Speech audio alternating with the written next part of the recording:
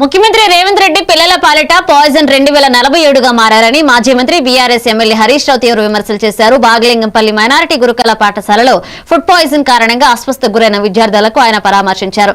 అనంతరం మీడియాతో మాట్లాడిన ఆయన 2 సంవత్సరాల పాలనలో స్కూల్ విద్యార్థులకు కనీసం పట్టెడన్నం పెట్టలేని పరిస్థితి నెలకొందని మండిపడ్డారు.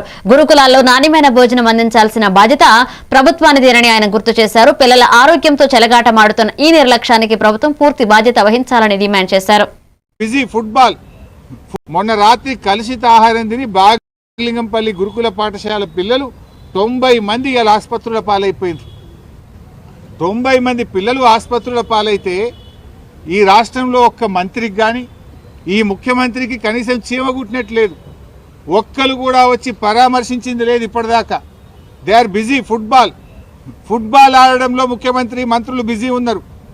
పిల్లలు దవాఖానల పాలైతే ఈ గవర్నమెంట్కు చీమ కుట్టినట్లేదు. 5 కోట్లు పెట్టి ఫుట్బాల్ నేర్చుకోవడానికి 5 కోట్ల గవర్నమెంట్ డబ్బులు పెట్టి రేవంత్ రెడ్డి ఫుట్బాల్ స్టేడియం కట్టుకున్నాడు.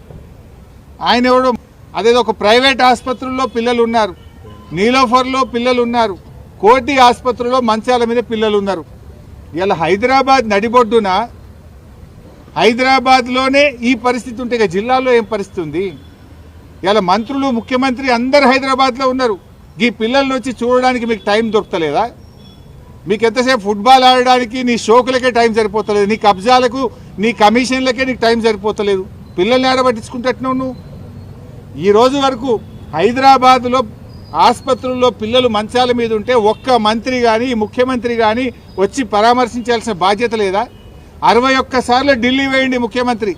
61 సార్లు ఢిల్లీ పోవడానికి టైం ఉంటుంది, నువ్వు పోయి ఫుట్బాల్ ఆడడానికి నీకు టైం ఉంటుంది. కానీ ఈ పిల్లల్ని పరామర్శించడానికి, ఈ పిల్లలకు ఏం జరిగిందో తెలుసుకోవడానికి రేవంత్ రెడ్డి నీకు టైం లేదా అని నేను అడుగుతాను.